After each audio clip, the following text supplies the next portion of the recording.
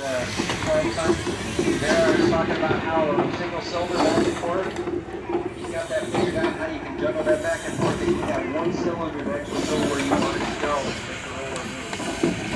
So there's 0 to 12 tons of pressure under our paper. Transfers our ink from our print block. Again, this is now within what it was designed to do, but it does it very well.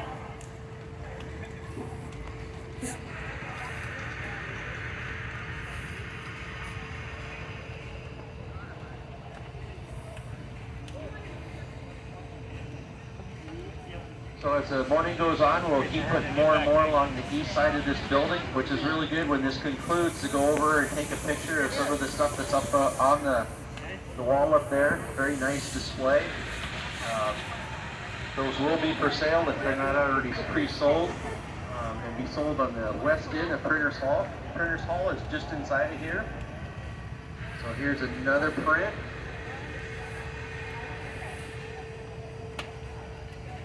Yep, looks very, very nice. Again, hand carved, very artistic. That's her. These are both Susie's. Who's? Both of these are Susie's. Susie. The lady here, Susie, the first part, she's the one that she carved both of these. She's the artist of them. The second one is also very nicely detailed, very well done. Here, you want me next to you with?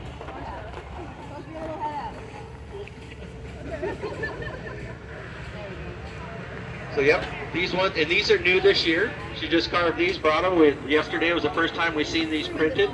So they'll be on our, hopefully on our inventory list every year. Keep coming back.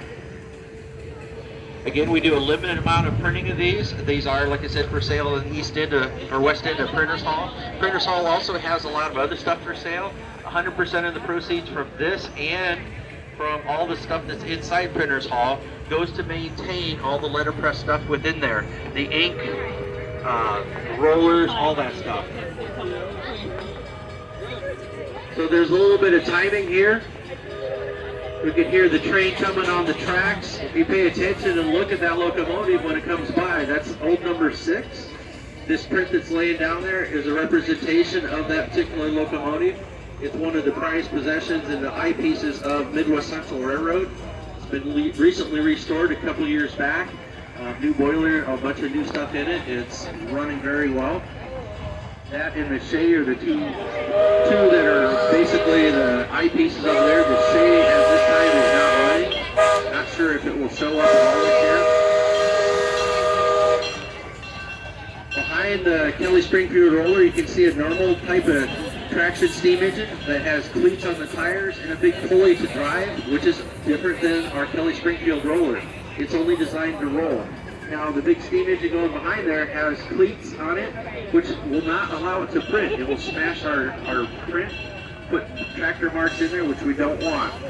There's our locomotive number 6 going by in the background, which is the same as this print here. This is a little bit of a change up.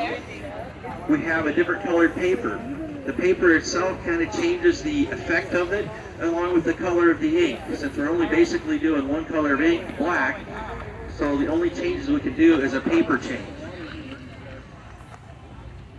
Here again, the proceeds from this sales and stuff within Printers Hall helps us offset the cost of getting paper. Paper, especially this last year, has gone crazy in prices. And I think it's made mostly out of gasoline because the gas price has been up there and paper prices have been up there. And availability is also something, not always can you get it. Large sheets are a lot harder to come by. The large sheets you just don't go buy at your box stores at all. So we're getting ready to roll forward. Our engineer is Russell. He's the grandson of the owner. The owner is the guy in the straw hat out here with the broom. Basically the engine that comes from Colorado, Boulder, Colorado area is where it served most of its life. It is a 12-ton roller exerting 12 tons of pressure onto that plate.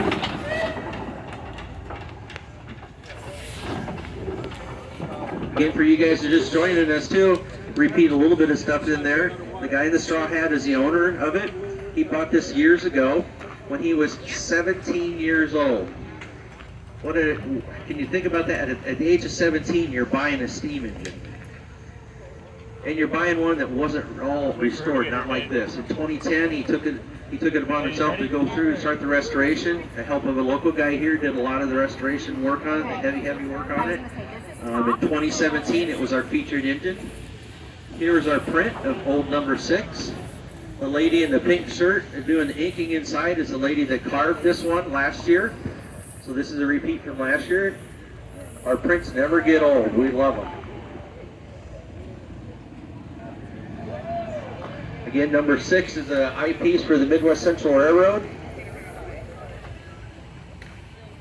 The unusual stack that's on the top of that, you can see the design of it. The nickname for those style stacks were called cabbage stacks. Not sure if they just look like a bowl or a thing of cabbage on top of it or what, but they were called a cabbage stack. Part of the purposes of that was to collect the ashes and stuff like that, because a lot of those locomotives of that style and size were used within a city or a town, an inner type railroad. And you didn't want sparks and hot sparks within buildings, because a lot of the buildings at that time were all made out of wood. So it helped kind of collect or arrest the sparks that would come out of the locomotive. But it is a very unusual and extremely rare looking stack that is on that.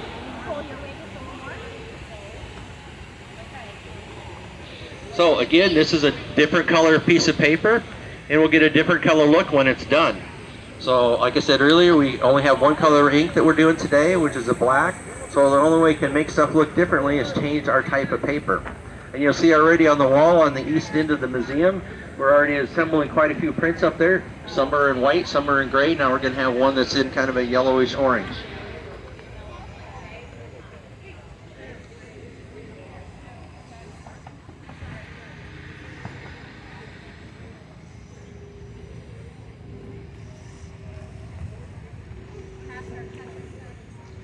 All right, we've laid down a piece of wood on top of our paper. We've added a nice pad across that. All that's to help protect our print, but it's still, no matter how much padding you put on, it doesn't matter. We're going to have 12 tons of pressure push through all of that. You guys jump.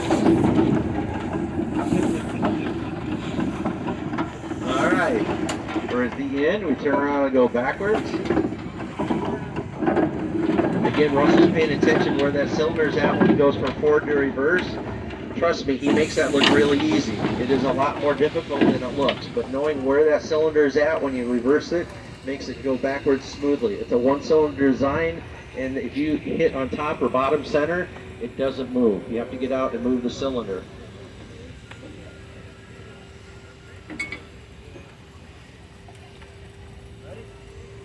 Up we go. So here we go with our first. Actually, we didn't even print this color paper yesterday, so this will be our first. Oh yeah, yep. Here's another one carved. This one I do believe actually got turned into a postcard too, or sold in the gift shop up in front. So this is one that we had, I think, last year, debuted or year before. So some of the stuff actually gets reused again. Like I said, I'm pretty sure that went into a postcard that's for sale within the gift shop up front too. All these prints are for sale. Some are already pre-sold, but talk to the girls here. They'll also be in the West End of Printers Hall selling all these items.